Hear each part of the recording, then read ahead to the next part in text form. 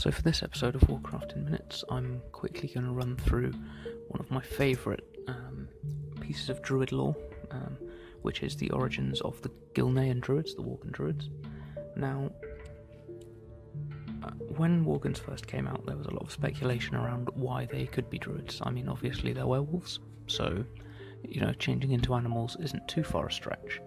Now, the lore behind this and how you should potentially roleplay your Worgen druid in-game, the backstory is actually based around the idea of a harvest witch.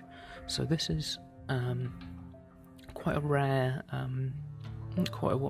sort of type of witch. I don't know if we're going to see more of them in Battle for Azeroth, potentially, with all of the hags and things that are being introduced with Kultiris. But we'll see. I hope we do see more of them, because they're really interesting.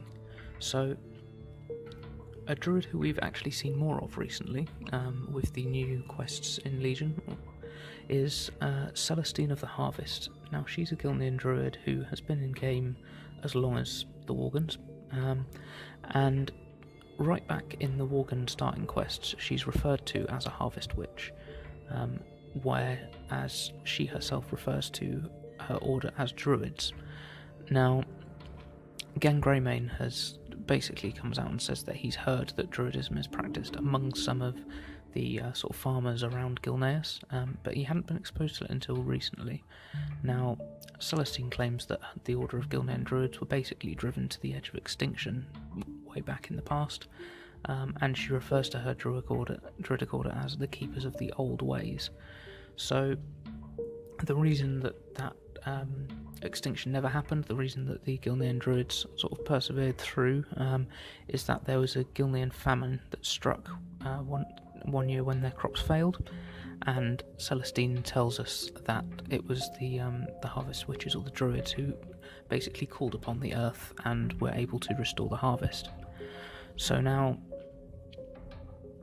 we can look at the sort of the early beginnings of humans, if you like, on Azeroth. So way back in the early days of humanity, there were sort of primitive tribes of humans with very primitive belief systems.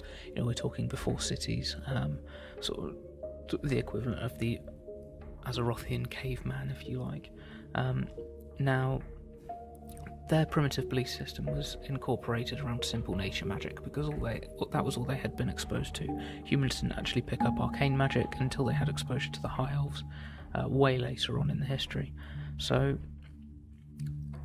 the rise of organised religion, things like the Holy Light, and then again the arcane magic, when the High Elves did introduce it to the humans, basically supplanted this simple nature magic because they were more powerful at the end of the day. So now Gilneas, due to its isolation, basically retained some of their ancient culture through to the contemporary era. So the religious leaders of what would have been Gilneas basically referred to it as the Old Ways, and they became the Harvest Witches. And they used their magic to increase the agricultural output that Gilneas was able to produce. Now, due to the presence of these Harvest Witches in their culture, when Gilneans learned about Night Elf Druids already in the Alliance, they became fascinated with them, and basically many Gilneans would start referring to the Harvest Witches as Druids, although that was fairly far from the truth. Few Gilneans had any idea what a Druid actually was. Harvest Witches have a very limited control over nature, basically over plant life and little else. So the powers that Harvest Witches actually possess, they do bear a resemblance to low-level abilities of Druids, but they're not as powerful as a Druidic ability. So the Harvest Witches that contracted the Worgen curse basically found that their powers were then amplified, and then after making first contact with the Night Elves, they were offered induction into the Cenarian Circle for study and training to become better druids.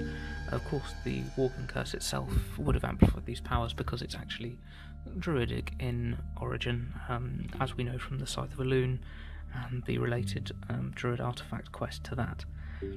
So I mean, there are a few things we don't know. Looking through various sort of online sources, you can see speculation around whether Gilnean druids could shapeshift prior to their contact with the Night Elves.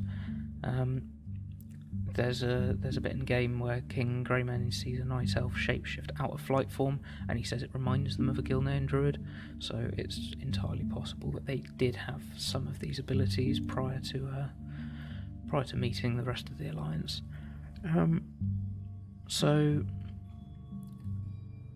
if we talk a little bit about Celestine, because she has been sort of brought in as a more important character in Legion, as I said, she basically helps you on the artifact quests. So, the Temple of Elune in Val'sharah, that is attacked by the Burning Legion. Celestine goes there, she helps in defence, she then gets recruited into the Dream Grove, and sort of leaves Stormwind, which is where her old location was. She helps you, along with Hamelrune Totem and Zentebra, to fight off the Pit Lord at the end of the Gilnean Mother Tree Resto Druid artifact quest.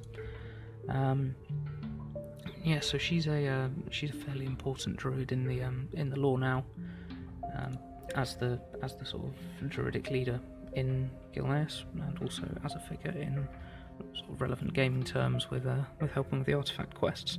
So, as I say, that's a very, very quick rundown of Harvest Witches. There's not a huge amount of lore on them, so I mean a lot of it is speculation, but I'm hoping that we'll see more of them in the future, especially with Kultiras being another isolated human settlement.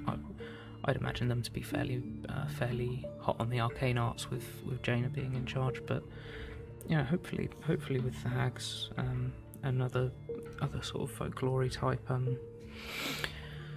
creatures, we're going to see more of these Harvest Witches. So thanks for listening. This has been Warcraft in Minutes again, podcast and YouTube series looking at the lore of World of Warcraft in very quick sort of bite-sized chunks.